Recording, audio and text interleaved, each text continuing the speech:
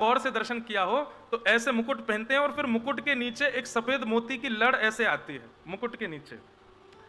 अब ये लड़ तो हम लोग धरा देते हैं श्रृंगार में, देखो यहां पीछे भी धारण करी है इन्होंने, सफेद लड़ ऐसे नीचे से जा रही है माथे पे होके। लेकिन ठाकुर जी कई बार अपने मुकुट के नीचे ये लड़ ऐसे बांधते हैं पीछे अपनी शिखा में, तो किससे बांधते हैं? बोले गैया के जब दूध काढ़ो जाए तो वहां के पीछे के दोनों पैरन को दोहनी से बांधो जाए।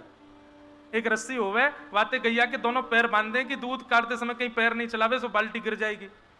सो वह दोहनी को ठाकुर जी लेकर के कभी कभी अपने मुकुट के नीचे ऐसे बांध ले में, वहां पे गोबर लगो है, ब्रज की खुरकी रज लगी है और वो ठाकुर जी ऐसे अपने सिर के ऊपर बांध ले में, वाकू बांध करके ठाकुर जी चले। कभी बात दोहनी को अपने गले में माला बना के पहन ले, कभी बात दोहनी को अपने कमर में कसले में। हमारे पूज्य नाना जी कहते बोले लाला जब जब बात दोहनी को ठाकुर जी धारण करते ना, सो गैया मन में विचार करती आज ये दोहनी वाह गैया ने पहनी, वाह के कितने भाग्य की, वाह के पैरन में बंधी भाई दोहनी ठाकुर जी ने पहनी, कल को मेरो दूध निकालेंगे मैं पाम चलाऊंगी ताकि मेरे पाम में भी दोहनी बांधे, फिर बात दोहनी को भी लाला पहन ले। सो ऐसे गोपीन में होर लगी है, जन कितनों किलो दूध तो गैया ऐसे ही बहा दें, क्यों हम पाम चलाएंगे तो लाला दोहनी बांधेगो और सारी दोहनी ले आएगो। एक समय तो ऐसा आयो सबरी गोपीन नहीं पाम चलाने शुरू, सबरी गैया नहीं पाम चलाने शुरू कर दिए, इतनी सारी दोहनी ठाकुर जी ले आए कि अब ठाकुर जी श्रृंगार मोतीन को मालान को ना करें, दोहनी पहन के घूमे पूरे दिन। हाथन में बाजूबंद भी दोहनी को, कमरबंद भी दोहनी की, गले की माला भी दोहनी की, सिर के मुकुट के लड़ भी दोहनी की, सब दोहनी ते ही रहे में ठाकुर जी। और वो दोहनी भी कैसी, वहां में गोबर लगो है, ब्रज की रज लगी है, गैयान के खुर की रज लगी है। वह दोहनी को श्रृंगार करके ठाकुर जी जब चले, गोपियां कह रही हैं उस समय जब हम श्याम सुंदर को देखती हैं और उस समय जब हमारी नेत्रों की पलक झपक जाती हैं, तो गोपियां कहती हैं जड़ उदीक्षताम, हे विधाता तेने ये पलक क्यों बनाई है हमारी?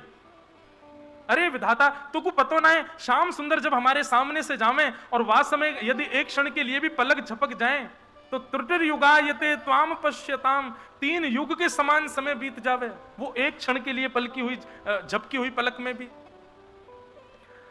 तो गोपियां एक दिन सब राधा रानी के पास गईं और जाकर के बोली मैं पचहार रही बहु तेरो, एकहु अंग ननी के हेरो, एकहु अंग ननी के हेरो। हे श्यामाजू हमें बड़ो पछतावो होवे। किशोरी जी बोली क्यों? बोले हम पे 24 घंटा एक ही काम है, छुप छुप के कोई भी बहाने से श्याम सुंदर को देखनो। लेकिन कहा बताएं किशोरी जी, आप यदि अब भी हमसे पूछोगी ना कि श्याम सुंदर कैसे, तो हम बता नहीं पाएंगे। क्यों?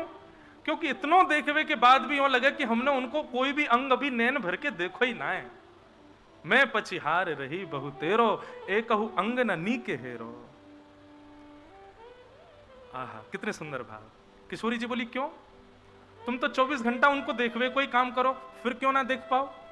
एक गोपी बोली किशोरी जी कल मैंने विचार किया कि ये पलक बार बार झपक जाए, तो मैं ऐसे पलकन को पकड़ के बैठी रही कि श्याम सुंदर आएंगे तो पलकन को झपकन नहीं दूंगी। अच्छा तब तो तेने देख लिए होंगे। बोले नहीं। कहा भयो?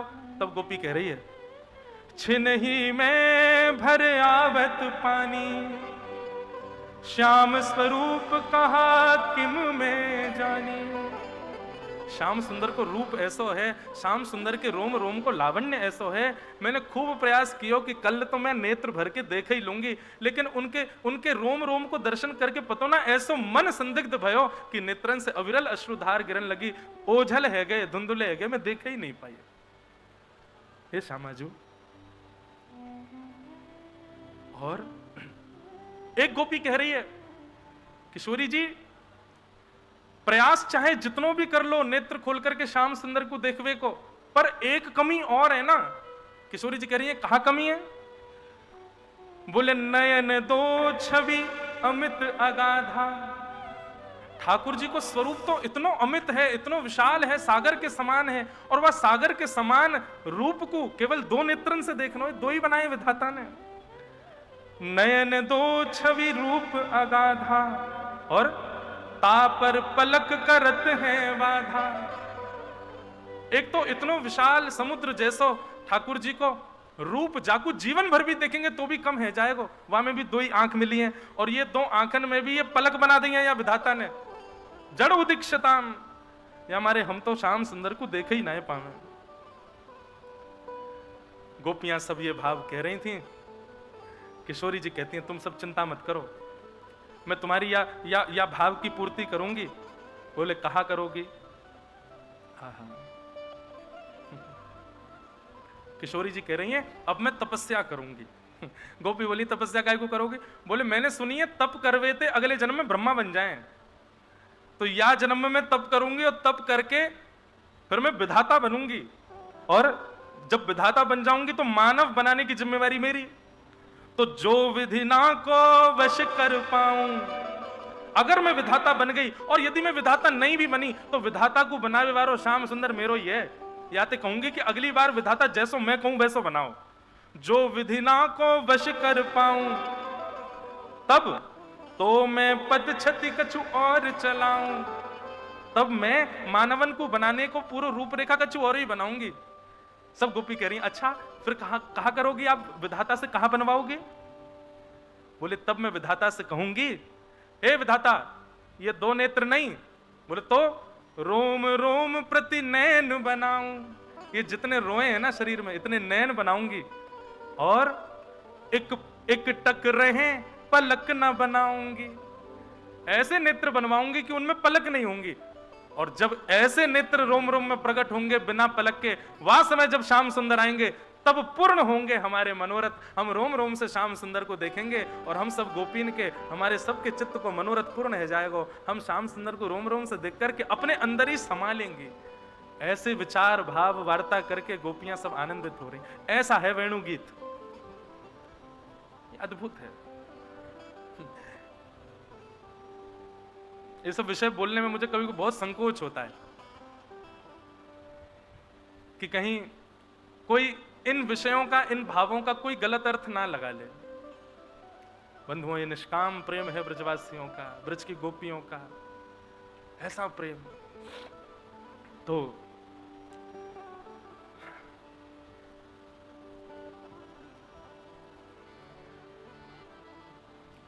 किशोरी जी गोपियों के संग बैठी हैं, वेणु गीत का चिंतन कर रही हैं।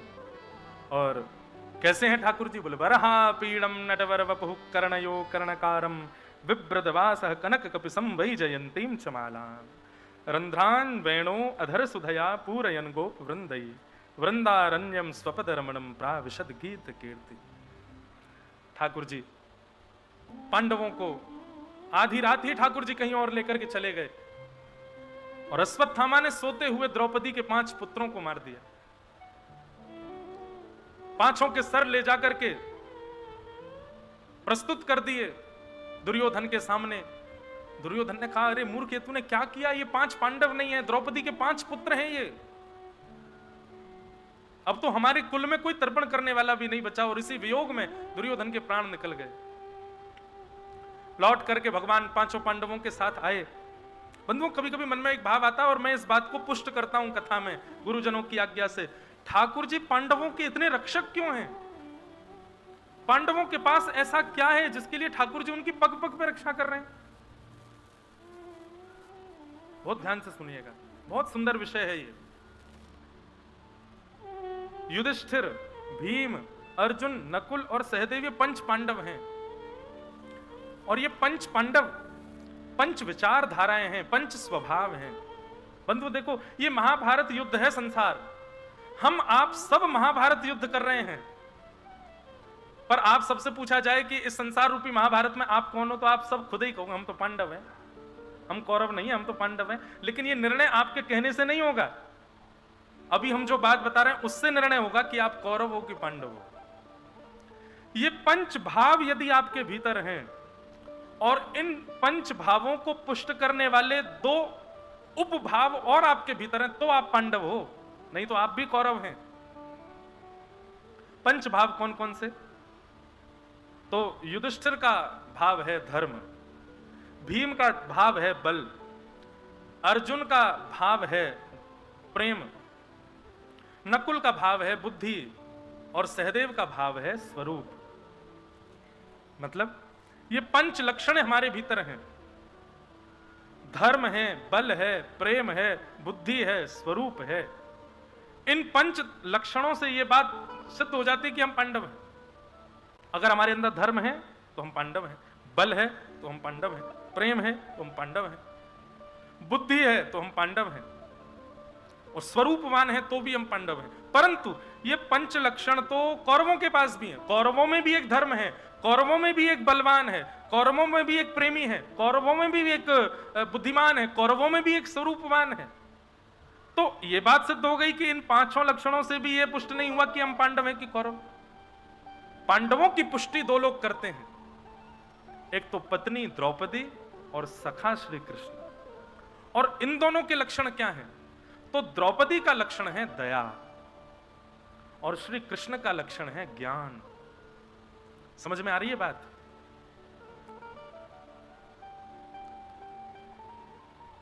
धर्म है लेकिन दया और ज्ञान नहीं है। धर्म है आपके अंदर लेकिन धर्म में दया नहीं है और धर्म में ज्ञान नहीं है, तो आप कौरव हैं।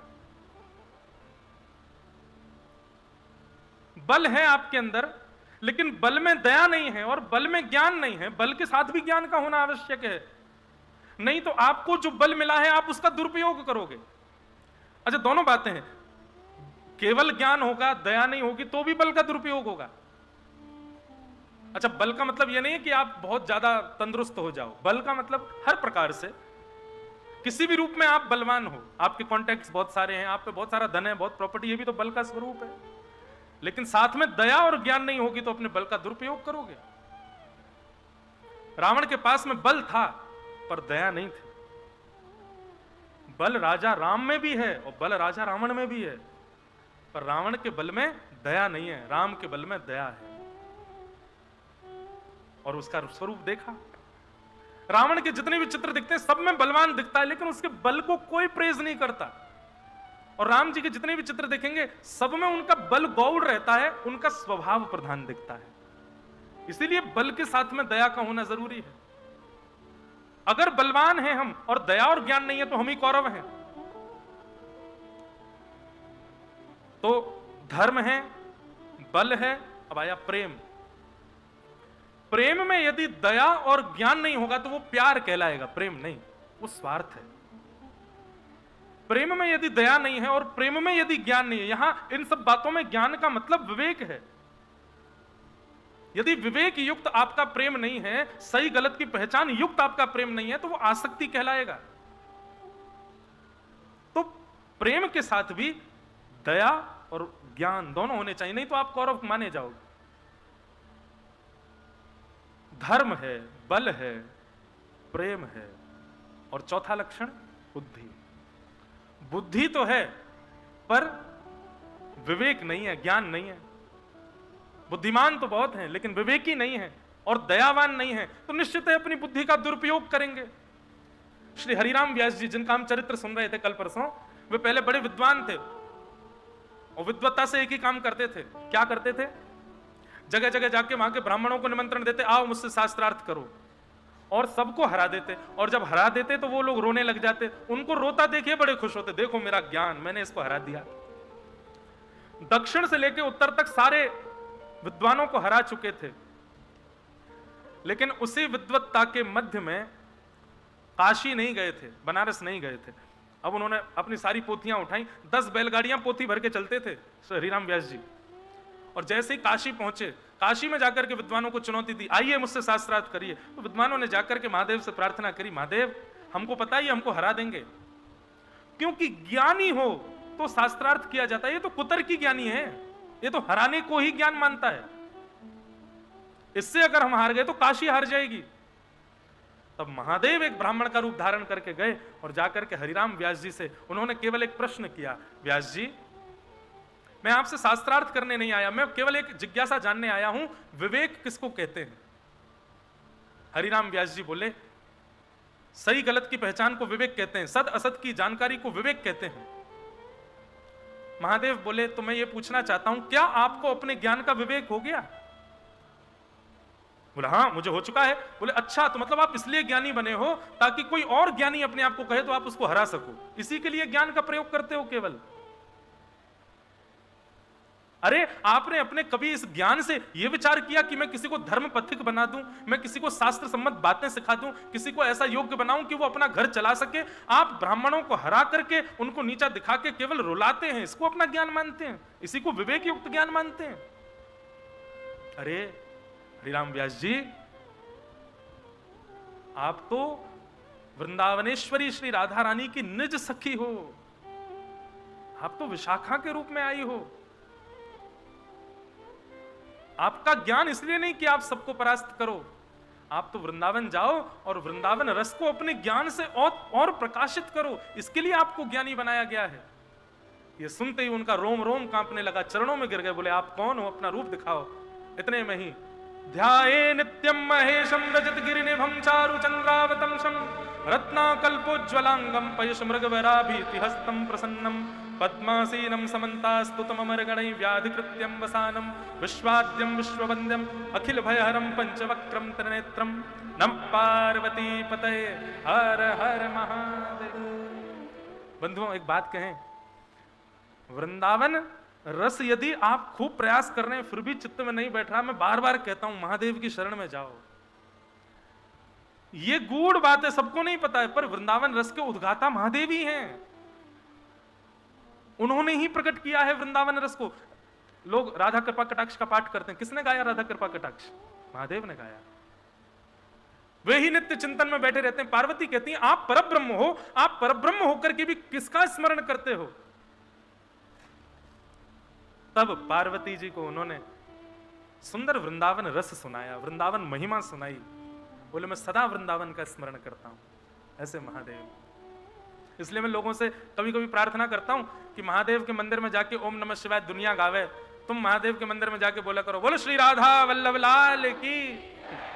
महादेव के तीनों नेत्र खुल जाते होंगे, जय हो मेरे प्यारे को नाम लेवे वारो आयो आज मेरे पास, मेरे स्वामी को नाम लेवे आयो। महादेव के मंदिर में जाकर के श्री राधा श्री राधा श्री राधा नाम की ध्वनि गाओ, आप अनुभव करोगे कि महादेव आपको पुष्ट करेंगे श्री जी के प्रति।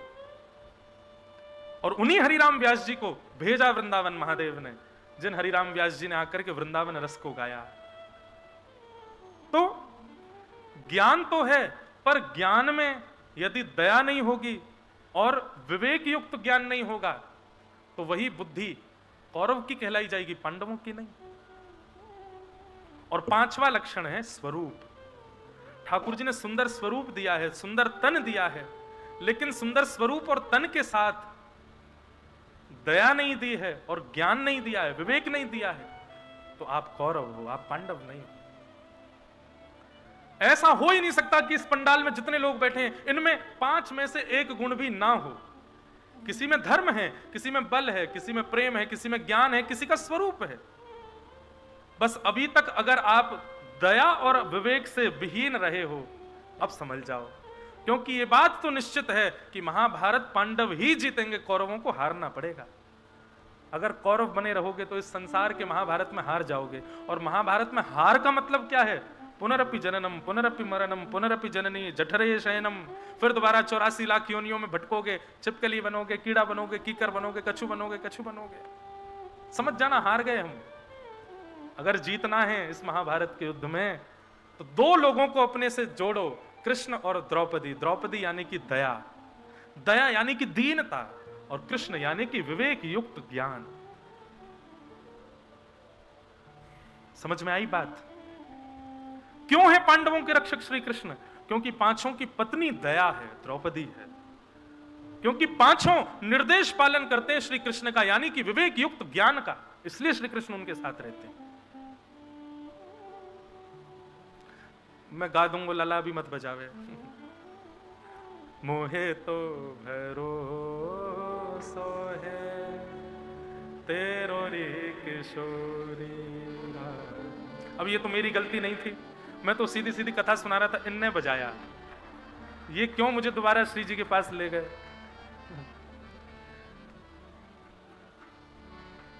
तो 5 पांडव सबके भीतर हैं भैया, और ये महाभारत संसार है। इस महाभारत युद्ध में यदि जीतना है, यहां पर विजय यही है कि पुनश्च वृंदावन प्राप्त हो जाए। यहां की विजय यही है कि पुनरपि जननम मरणम के भाव से निकल जाएं हम। बंधु, वृंदावन रसामृत, वृंदावन महिमामृत इस बात की पुष्टि करते हैं कि वृंदावन में प्राण त्यागने वाला व्यक्ति चार प्रकार से प्राण त्यागने वाला व्यक्ति, ध्यान से सुनना। स्वयं महादेव कहते हैं पार्वती को, पहला जन्म वृंदावन में, मृत्यु कहीं भी, जन्म वृंदावन में हो गया हो, मृत्यु कहीं भी हो गई हो, यह बात निश्चित है कि फिर वो चाहे कहीं उसकी मृत्यु हो, उसको मृत्यु के बाद निज वृंदावन प्राप्त होगा। निज वृंदावन क्या है वो बाद में बताऊंगा, पहले सुनो यही बात। वृंदावन में जन्म हो जाए, मृत्यु कहीं भी हो, निश्चित है आपको निज वृंदावन मिलेगा। दूसरा, जन्म कहीं भी हो, मृत्यु वृंदावन में हो जाए तो निज वृंदावन मिलेगा। तीसरा, जन्म भी कहीं हो गया हो, मृत्यु भी कहीं हो गई हो, लेकिन अंतिम श्वास जब चल रही थी उस समय वृंदावन का स्मरण कर लिया तो वृंदावन प्राप्त हो जाएगा। चौथा और बड़ा अलौकिक, जन्म भी कहीं हो गया हो, मृत्यु भी कहीं हो गई हो, और अंतिम समय में वृंदावन याद भी नहीं आया हो, केवल चिता में अग्नि लगने से पहले आपके शव पर किसी ब्रजवासी की दृष्टि पड़ गई हो तो भी निज वृंदावन प्राप्त हो जाएगा। अगर किसी की शव यात्रा में ब्रजवासी, ब्रज का जन्मा ब्रजवासी चला जाए, उसकी शव यात्रा में चल जाए, निश्चित है, सोचो एक ब्रजवासी चल जाए और जिसको ब्रजवासी ही नाचते गाते हुए कंधा दे करके लेके जा रहे हो, उसकी स्थिति क्या होगी। इन चार स्थिति में प्राण त्यागने वाले व्यक्ति को निज वृंदावन प्राप्त होता है। अब सोचो निज वृंदावन क्या है। श्री बिहारी देव जी का पद है, बिहरत लाल बिहारिणी दो, यमुना जू के तीरे तीरे। निज वृंदावन कैसा है सुनो, ऐसा ही है, बस अंतर क्या है, भीड़ नहीं है वहां पर। और यदि कोई दिख भी रहा है चलता फिरता तो वो कौन है? स्वामी श्री हरदास जी होंगे, हितरवंश महाप्रभु होंगे, श्री हरिराम व्यास जी होंगे, भक्तिमती मीराबाई होंगी, सूरदास जी होंगे, गोविंददास होंगे, कृष्णदास होंगे, छीत स्वामी होंगे, भोरी सखी होंगी। ये वृंदावन रस को जिन जिन्होंने गाया वे सब उस निज वृंदावन में रहते हैं। चलते फिरते यदि कोई दिखेगा, कोई मानव नहीं होगा, यही सब रसिक जन ही उस निज वृंदावन में होते हैं। बिहारी जी भी विराज रहे हैं, राधारमण जी भी विराज रहे हैं, राधा वल्लभ जी भी विराज रहे हैं, निधिवन राज भी है, सेवा कुंज भी है, मदन मोहन, गोविंद देव, गोपीनाथ, ये सप्त निधि वहां विराजते हैं, पर अचल होकर के नहीं विराजते हैं। कहो तो आप दर्शन करने गए और दर्शन करके आपने देखा तो गर्भगृह में कोई है ही नहीं, देखो तो पीछे बैठे हारमोनियम बजा रहे हैं श्री राधारमण लाल जी, खुद ही गा रहे हैं। कहो तो बगल में खड़े खड़े ठाकुर जी नृत्य कर रहे हैं। कहो तो आप गए तो मंदिर के ऊपर की दहली पे ही पाम लटका के बैठे और कह रहे हैं, अरे अकेरो आगो, मेरे काज कछु लेके नहीं आए हो, स्वयं ठाकुर जी मांग रहे हैं। वहां अचल ठाकुर जी नहीं है, सचल ठाकुर जी हैं निज वृंदावन में। निज वृंदावन में यमुना जी का जल कैसा है? बोले इतना शीतल, इतना शीतल, शीतल मतलब ठंडा नहीं, ऐसा शीतल कि एक बार पान कर लो बुद्धि की कुंठाएं निवृत्त हो जाएं, हृदय के सारे संशय निवृत्त हो जाएं, मुख में एक अलग सी सुगंधी आ जाए, केसर युक्त है, सुंदर सुंदर व्यंजनों से, सुंदर सुंदर सुगंधित सामग्रियों से युक्त यमुना जी का जल है निज वृंदावन में। निज वृंदावन की रज कैसी है? बोले कोटि कोटि मणियां हैं, किसी मणि को उठा करके यदि गौर से निहारोगे तो श्यामा श्याम की लीला का दर्शन हो जाएगा। निज वृंदावन में किसी को भूख प्यास नहीं लगती, निज वृंदावन में कोई रोटी सब्जी दाल चावल नहीं खाता, निज वृंदावन में पेट भरने की विदा ही केवल श्यामा श्याम की लीला का दर्शन है, वे दिख जाते हैं और सब तृप्त हो जाते हैं। ऐसा निज वृंदावन है। श्री बिहारी देव जी ने श्यामा हृदय कमल सो प्रगट्यो, श्यामा हृदय कमल सो प्रगट्यो, श्यामा हृदय कमल सो प्रगट्यो, श्यामा हृदय कमल सो प्रगट्यो, और श्याम हृदय गुबार वृंदावन प्यारो वृंदावन, वृंदावन प्यारो वृंदावन, श्री वृंदावन प्यारो वृंदावन, वृंदावन प्यारो वृंदावन। ओ विहरत निस दिन कुंज गलिन में, ब्रज जन मन सुख धाम, विहरत निस दिन कुंज गलिन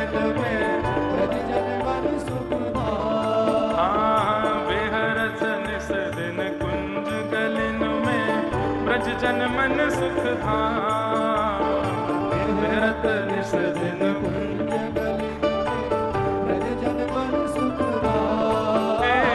मदन मोहन को रूप निरख के मदन मोहन को मदन मोहन को रूप निरख के मदन मोहन को सनातन बलि बलि जाए वृंदावन प्यारो वृंदावन प्यारो वृंदावन हे श्री वृंदावन प्यारो वृंदावन प्यारो वृंदावन मदन मोहन को रूप निरख के मदन मोहन को सनातन बलि बलि जाए वृंदावन प्यारो वृंदावन प्यारो वृंदावन श्री वृंदावन मेरो वृंदावन मेरो एक